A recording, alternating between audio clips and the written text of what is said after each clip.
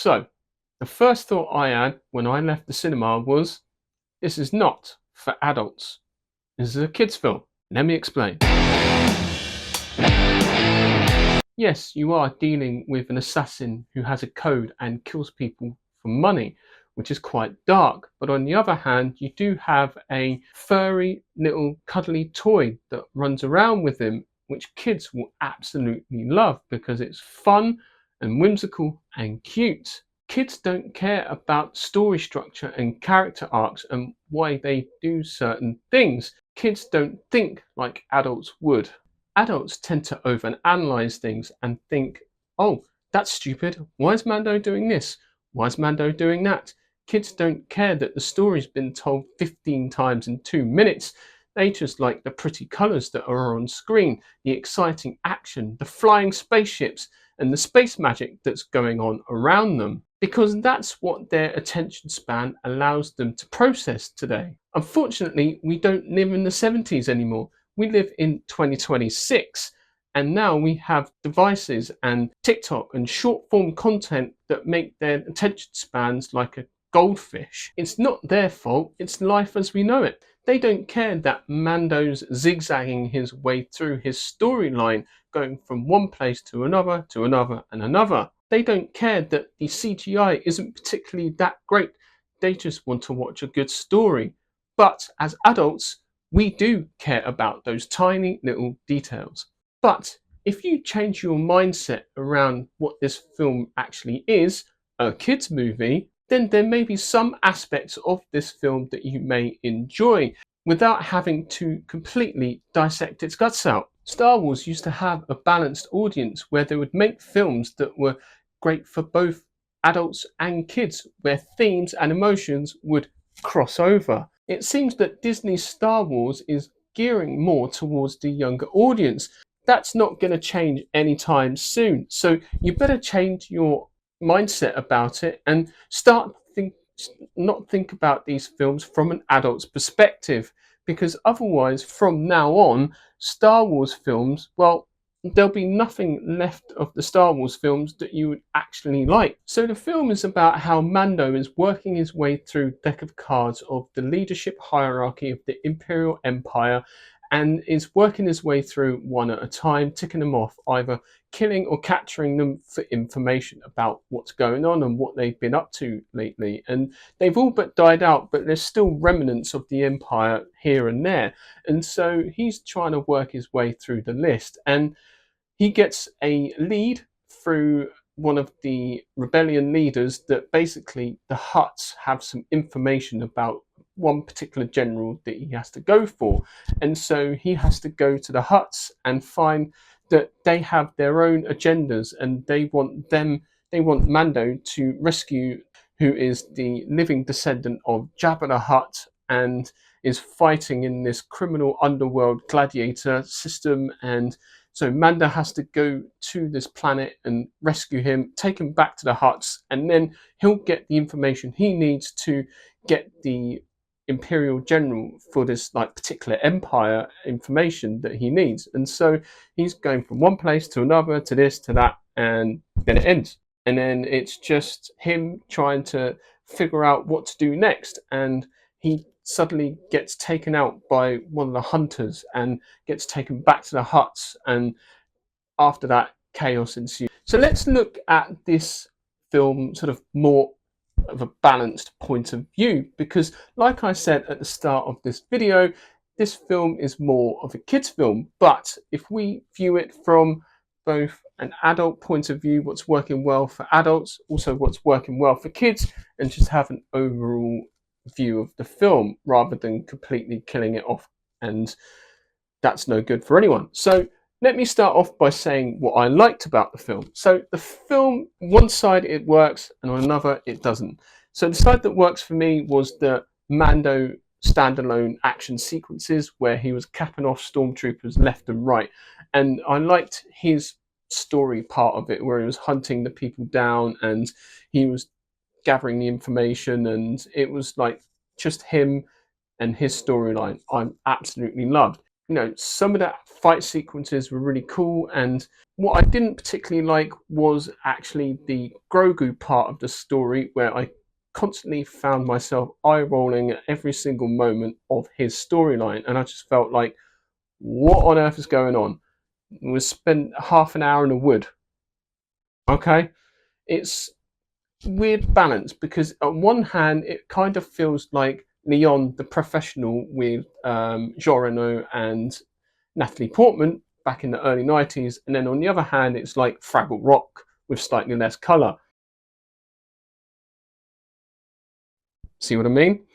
And it just, yes, that for kids, perfect. They'll love that because it's cute, it's fun, it's full of weird animals and plant life and all sorts of stuff going on that kids will enjoy. But as an adult watching it, I was just like, why am I wasting my time here? There were very much a lot of conveniences in this film, which I thought were just bizarre and like, okay, that happened. So he suddenly gets a new Razor Crest out of nowhere, completely stock, even though it's like one of the rarest ships that you can find, and yet the rebellion suddenly got one out of nowhere. Okay, cool. Next, there's suddenly a mysterious cure to the poison that he gets after being eaten alive by a weird space snake, and he gets poisoned, but the wound heals, but the poison's still in the system. And when they're in this little wood, Grogu's running around trying to forage and gather supplies and things like that, and runs into one of the locals who just so happens to have a magic poison. Yeah, full of that sort of stuff. But what I did like was the fact that they actually used real life kill list sequences that happened in like the Iraq War with the deck of cards, and so they implied that into the storyline of the Mandalorian and Grogu story, which I actually thought was quite good. The CGI wasn't particularly great, especially when they had that sequence with the AT-ATs and Mando was on the little one and he's like running along, and it just seemed very janky and didn't move very well on screen, as well as like with the little puppets and Grogu. Like it was very sort of juddery and didn't seem very smooth with that. But on the other hand, there were some really great shots of Mando. They really made him very heroic in certain aspects, and also other times it was quite dark, especially when he was fighting off the stormtroopers in the cargo bay, and he was like capping them off left and right, and it's just off center of the shot. It's not like directly in front of you. So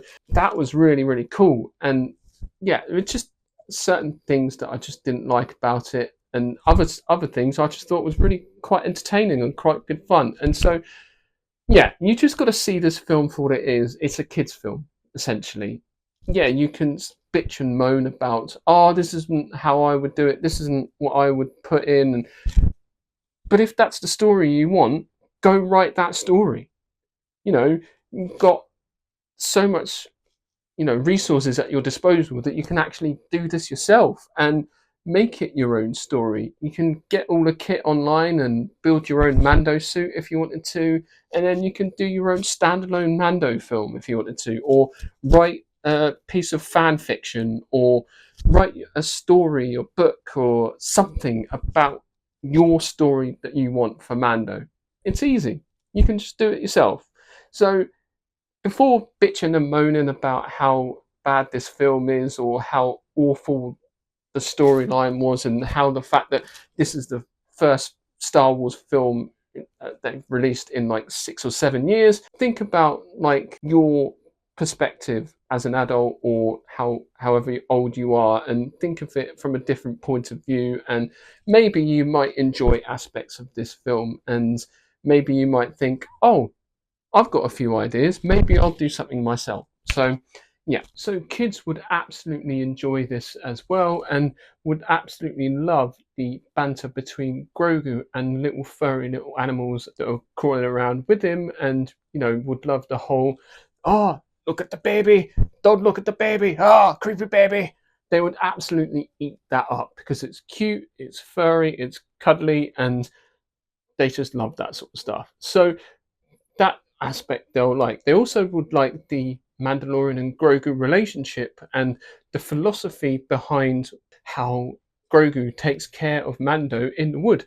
They'll absolutely love that as well. So on multiple levels, it will work for kids and they'll absolutely love it. So there's some real danger as well. They'll love the aspect of the hunter and how he has to fight Mando and bring him back to the huts, and they also don't care that the Hutts speak English and lose that mystery around them, because a hardcore Star Wars fan would hate the fact that the Hutts are speaking English from Return of the Jedi, because Jabba the Hutt never spoke English once, because they'll think, oh, it's not faithful or anything like that. But it's a modern audience, so you've got to cater for that as well. So yes, they did as well, because they spoke in Hutt language.